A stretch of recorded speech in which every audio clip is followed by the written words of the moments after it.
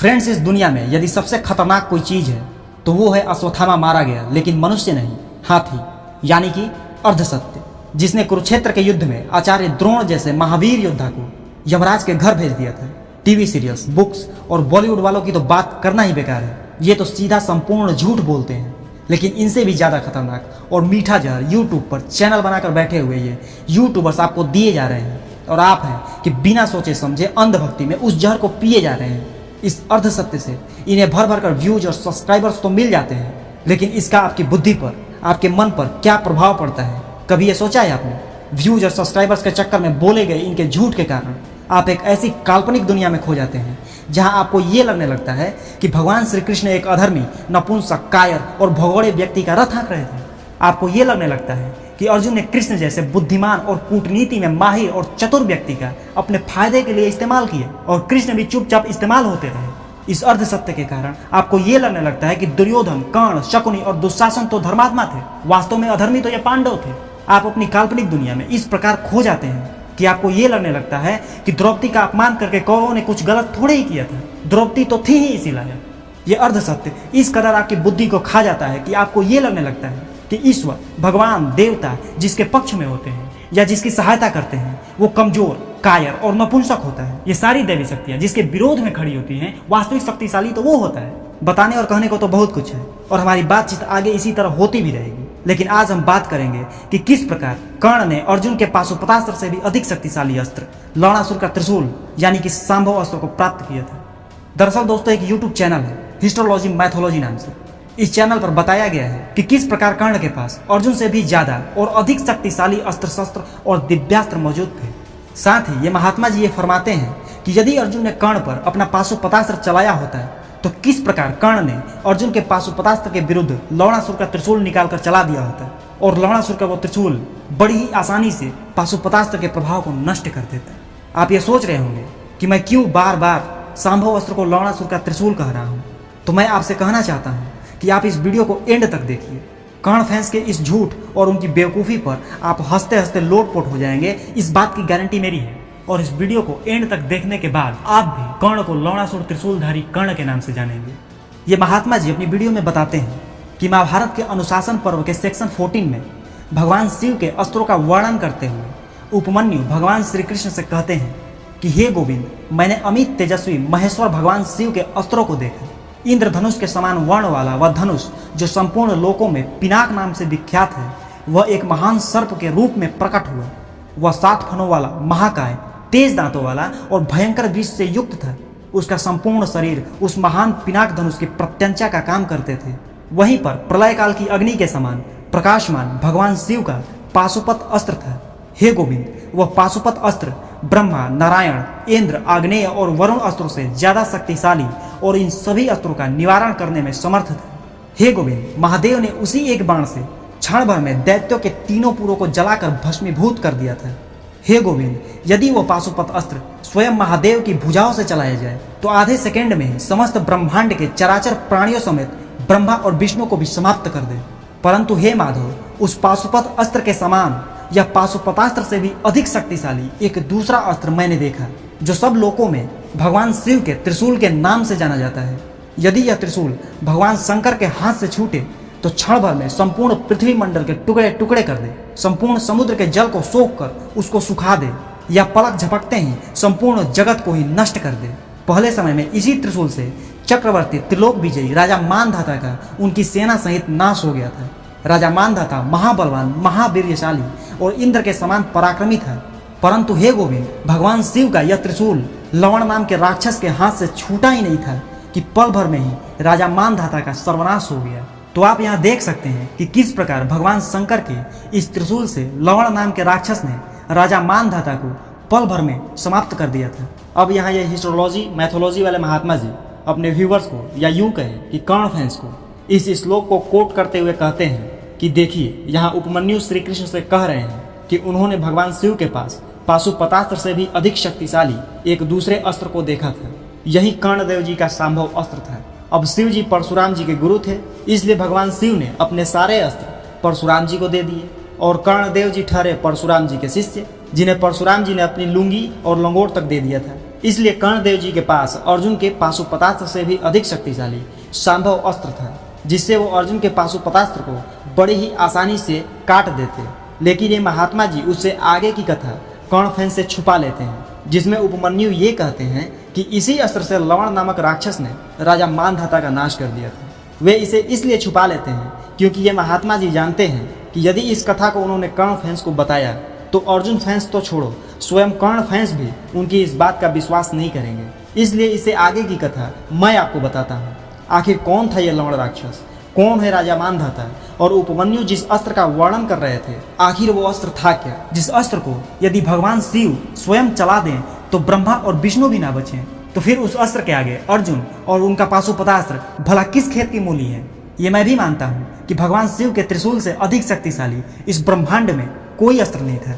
परंतु इससे पहले कि हम ये जानें कि यह अस्त्र कर्णदेव जी के पास कैसे आए, उससे पहले हम आपको यह बतलाते हैं कि आखिर में ये लवणासुर और राजा मानधाता कौन थे। ये जानने के लिए हमें रामायण में जाना पड़ेगा, क्योंकि इसका वर्णन हमें वाल्मीकि रामायण के उत्तरकांड में मिलता है। वैसे राजा मानधाता का वर्णन महाभारत के वन पर्व में भी है, जहाँ लोमेश युधिष्ठिर को राजा मानधाता की कथा सुनाते हैं, किंतु वन पर्व में राजा मानधाता के सिर्फ जन्म की कथा है। इसके आगे की कथा का वर्णन हमें वाल्मीकि रामायण के उत्तरकांड में मिलता है। कहानी कुछ ऐसी है कि सतयुग में एक मधु नाम का बड़ा ही बुद्धिमान दैत्य था। वह ब्राह्मण भक्त, शरणागत वत्सल और देवताओं का परम मित्र भी था।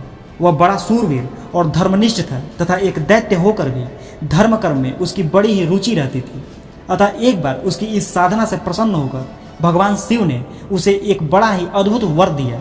भगवान शिव ने अपने त्रिशूल से एक उसी त्रिशूल के समान बड़ा मजबूत और आग की तरह चमकता हुआ त्रिशूल निकाला और बड़े प्रसन्न होकर उस त्रिशूल को मधु को दिया। और भगवान शिव मधु से बोले, हे मधु, तुमने अतुलित धर्मानुष्ठान किया है, अतः मैं तुम्हारे ऊपर प्रसन्न हुआ हूँ और इसीलिए मैं तुम्हें बड़ी प्रीति के साथ यह अस्त्र देता हूँ। हे महासुर, जब तक तुम देवताओं और ब्राह्मणों से बैर न करोगे तब तक तो यह अस्त्र तुम्हारे पास रहेगा, और जब तुम उनसे बैर करोगे तब यह अस्त्र तुम्हारे पास न रहेगा। हे महासुर, जो भी तुमसे लड़ने आएगा तुम निर्भय होकर उसके ऊपर इस अस्त्र का प्रहार करना है। यह त्रिशूल क्षण भर में उस शत्रु को भस्म कर वापस तुम्हारे हाथ में लौट आएगा। इस प्रकार शिव जी से वर पाकर वह महादैत्य पुनः शिव जी से बोला, हे भगवान, मैं चाहता हूँ कि यह अनुपम त्रिशूल मेरे वंश में सदैव बना रहे। मधु के ऐसा कहने पर भगवान शिव बोले, हे मधु, ऐसा होना संभव नहीं, किंतु मैं तेरे ऊपर प्रसन्न हुआ हूँ, इसलिए मैं तेरी बात को टालना भी नहीं चाहता। अतः तेरे बाद केवल तेरे एक पुत्र के पास यह त्रिशूल बना रहेगा। जब तक यह शूल तेरे पुत्र के पास रहेगा तब तक उसे कोई भी मार नहीं सकेगा। इस प्रकार असुर श्रेष्ठ मधु महादेव जी से ऐसा अद्भुत वर पाकर अत्यंत प्रसन्न हुए। उसी मधु की पत्नी, जिसका नाम कुंभी था, उसके गर्भ से एक नृशंस और दुष्ट स्वभाव वाला बालक लवणासुर ने जन्म लिया। कुछ दिनों के बाद मधु इस लोक को छोड़कर समुद्र में चला गया, परंतु उसने जाने से पहले अपने पुत्र लवणासुर को वो शूल देकर सारा वृतांत उससे कह दिया। और लवणासुर ने उसी त्रिशूल से भगवान श्री राम के पूर्वज राजा मानधाता का पल भर में वध कर दिया था। और इसी त्रिशूल का वर्णन उपमन्यु भगवान श्री कृष्ण से करते हैं, जिसका रेफरेंस देकर ये हिस्टोलॉजी मैथोलॉजी महात्मा जी ये कहते हैं कि कर्ण इसी त्रिशूल से अर्जुन के पाशुपतास्त्र को नष्ट कर देते। और कर्ण फैंस उनके कमेंट बॉक्स में लवणासुर त्रिशूलधारी कर्णदेव जी की जय जयकार करना शुरू कर देते हैं। अब यदि इनसे यह पूछा जाए कि यह लवणासुर का त्रिशूल कर्ण के पास कैसे आया, तो इसका उत्तर देते हुए यह कहते हैं कि कर्ण परशुराम जी के शिष्य थे, बस हो गया, आ गए ब्रह्मांड के सारे अस्त्र कर्णदेव जी के पास। किंतु मैं कर्ण फैंस से बस इतना कहना चाहूंगा कि आप खुद सोचिए कि जिस अस्त्र को स्वयं महादेव ने मधु दैत्य के वंशजों को ट्रांसफर करने से मना कर दिया, तो क्या उस अस्त्र को स्वयं परशुराम जी भी अपने किसी शिष्य को विद्यादान के रूप में ट्रांसफर कर सकते थे? बल्कि उससे भी पहले ये सवाल उठता है कि क्या स्वयं परशुराम जी के पास भी महादेव का यह त्रिशूल था? क्या भोलेनाथ ने परशुराम जी को वास्तव में अपना त्रिशूल दिया था? इसका उत्तर है जी नहीं। कर्ण के पास तो क्या, स्वयं परशुराम जी के पास भी भगवान शिव का यह त्रिशूल नहीं था। ये महात्मा जी अपनी वीडियो में कुछ श्लोकों को स्किप करके सीधे उस श्लोक को बतलाते हैं जिसमें यह कहा गया है कि भगवान शिव ने अपना अस्त्र जमदग्नि पुत्र परशुराम को दे दिया। लेकिन उसके ठीक ऊपर के श्लोकों को पढ़ने पर आपको ये पता चलेगा कि भगवान शिव ने परशुराम जी को अपना त्रिशूल नहीं बल्कि एक अद्भुत परशु दिया था। आप देख सकते हैं यहाँ लिखा है, मैं ये श्लोक उसी पेज और उसी जगह से स्टार्ट करता हूँ जहाँ से मैंने इसे छोड़ा था, ताकि आपको ये न लगे कि मैं भी आपको कुछ श्लोकों को स्किप करके केवल अपने मतलब की बात बता रहा हूँ। तो चलिए आगे देखते हैं।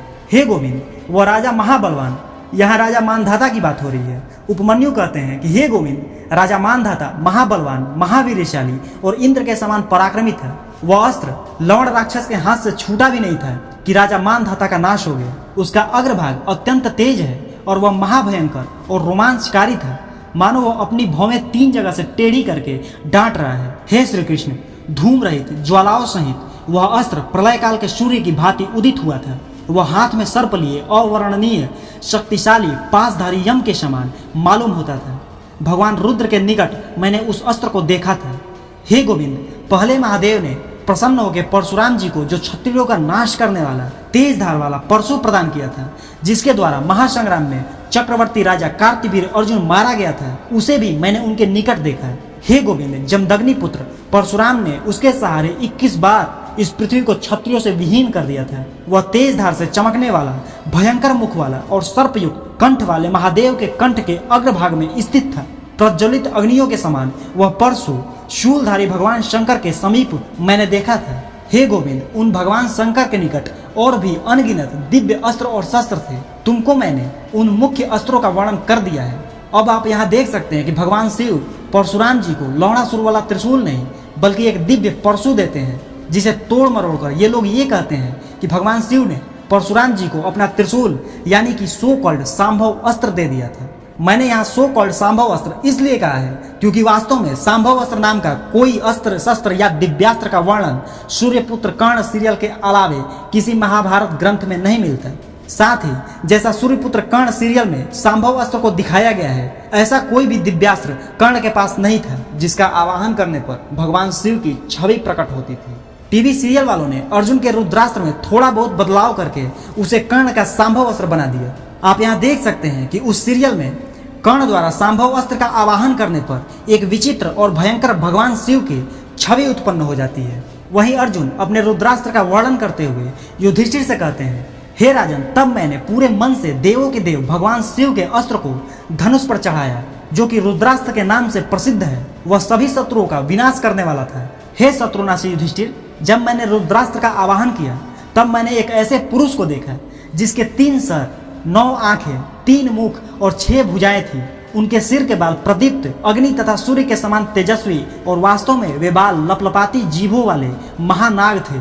मैं उस घोर और भयानक अस्त्र को देखकर भय रहित हो गया। तब मैंने उस अस्त्र को गांडीव पर चढ़ाकर त्रिनेत्रधारी महादेव को नमस्कार करके राक्षसों को मारने के लिए उनके ऊपर छोड़ा। अब सूर्यपुत्र कर्ण टीवी सीरियल में आप जरा कर्ण के इस सांभव अस्त्र का रिप्रेजेंटेशन देखिए। अर्जुन कहते हैं कि उस दिव्य पुरुष के 3 सर और 9 आंखें थी। ऐसा केवल तभी हो सकता है जब एक सिर में 3 आंखें हों, तभी तो 3 सिर में 9 आंखें होंगी, और ऐसी छवि केवल भगवान शिव की ही थी। तो बस इन लोगों ने 2 सिरों को हटा करके सिर्फ एक सिर वाले भगवान शिव की छवि को दिखा दिया ताकि लोगों को मूर्ख बनाया जा सके, और अर्जुन के रुद्रास्त्र को सांभव अस्त्र बनाकर कर्ण को दे दिया।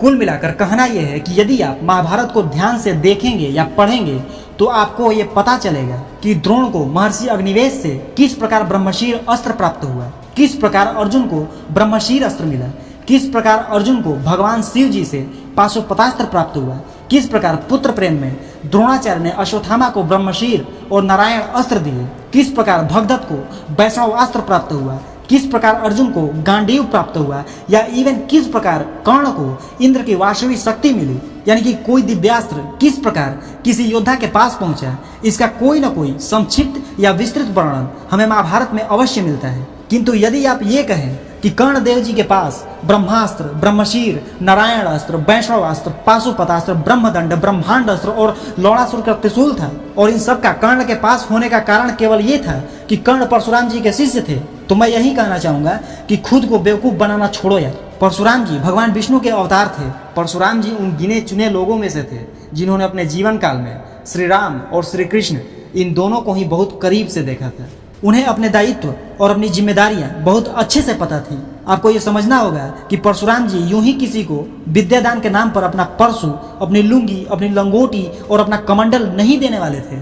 आपने इस वीडियो में देख लिया कि कर्ण का सो कॉल्ड संभव अस्त्र वास्तव में भगवान शिव का वो त्रिशूल था जिसे भगवान शिव ने लवणासुर के पिता मधु को दिया था। यदि आप रामायण और महाभारत ग्रंथ को नहीं पढ़ सकते तो इस इंसिडेंट को रामानंद सागर रामायण में काफी अच्छी तरह और सटीक तरीके से दिखाया गया है। तो यदि आप भगवान शिव, लवणासुर और राजा मानधाता की कथा को और विस्तार से जानना चाहते हैं तो इस वीडियो को देखने के बाद आप जाइए और रामानंद सागर रामायण के लवणासुर वध एपिसोड को देख लीजिए। और इतना सब कुछ देखने और जानने के बाद भी यदि आपको लगता है कि सूर्यपुत्र कर्ण सीरियल में दिखाए गए और हिस्टोलॉजी मैथोलॉजी महात्मा जी द्वारा बताया गया संभव अस्त्र उर्फ लवणासुर का त्रिशूल कर्णदेव जी के पास था, तो मैं मानता हूँ कि निश्चय ही आप एक युग पुरुष हैं। आपसे एक निवेदन है कि इस वीडियो के कमेंट बॉक्स में कर्णदेव जी की जय जयकार जरूर कर दीजिएगा। और यदि आपको लगता है कि ये सभी टीवी सीरियल्स और झूठे यूट्यूबर्स मिलकर आपको बेवकूफ़ बना रहे हैं, यदि आपको लगता है कि इस वीडियो को देखने से आपके ज्ञान में कुछ वृद्धि हुई है और आगे भी आप चाहते हैं कि मैं ऐसे ही इन टीवी सीरियल्स और यूट्यूब पर चैनल बनाकर बैठे हुए इन झूठ के ठेकेदारों की मैं ऐसे ही बजाता रहूं, तो फिर देर क्यों कर रहे हैं? अभी इस चैनल को सब्सक्राइब कर बेल आइकन को दबा दीजिए। मिलते हैं नेक्स्ट वीडियो में। यहाँ तक इस वीडियो को देखने के लिए और अपना कीमती समय हमारे चैनल को देने के लिए आपका बहुत बहुत धन्यवाद।